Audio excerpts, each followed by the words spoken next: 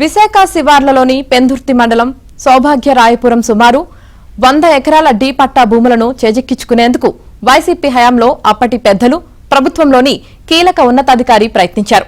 ఎన్నికల కోడ్ రావడంతో వారి ప్రయత్నాలకు కళ్లెం పడింది. కూటమి ప్రభుత్వం అధికారంలోకి రావడంతో వీరి భూదందాకు శాశ్వతంగా తెరపడినట్టేనని భావించారు. కానీ ఆ భూములు దక్కించుకోవడానికి తెర వెనుక మంత్రాంగాన్ని మళ్లీ మొదలుపెట్టారు. రెవెన్యూ శాఖలోని ఓ కీలక వ్యక్తి తరపున విశాఖకు చెందిన రియల్ ఎస్టేట్ వ్యాపారి ఒకరు పావులు కదుపుతున్నారని, ప్రభుత్వంలోని కీలక ఉన్నతాధికారి సాయం కోరుతున్నారని తెలుస్తోంది. ఈ అంశం రెవెన్యూ శాఖ వర్గాల్లో ఇప్పుడు చర్చనీయాంశంగా మారింది.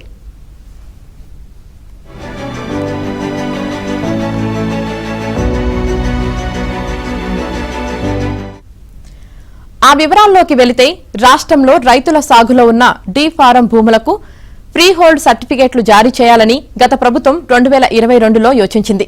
దీనిపై ఉప్పందుకున్న కొందరు పెద్దలు విశాఖ నగర శివారునున్న ఆనందపురం, పెందుర్తి, భీమిలి, పద్మనాభం, విశాఖ రూరల్లో వాలిపోయారు. రైతుల నుంచి డి పట్టా భూములు కొనుగోలుకు అగ్రిమెంట్ చేసుకున్నారు. కొంత సొమ్మును వారికి అడ్వాన్స్ గా ఇచ్చేశారు. పెందుర్తి మండలం ఎస్ఆర్పురం గ్రామంలో సుమారు 150 ఎకరాల డి పట్టా భూమి ఉంది. ఇందులో 50 ఎకరాల వరకు పెద్ద రైతులు, 100 ఎకరాలు చిన్న సన్నకారు రైతులు సాగు చేసుకుంటున్నారు. ఫ్రీ హోల్డ్ సర్టిఫికేట్ల జీవో గత ప్రభుత్వం ఇవ్వనుందని తెలుసుకుని కీలక ఉన్నతాధికారి ఒకరు రంగంలోకి దిగారు.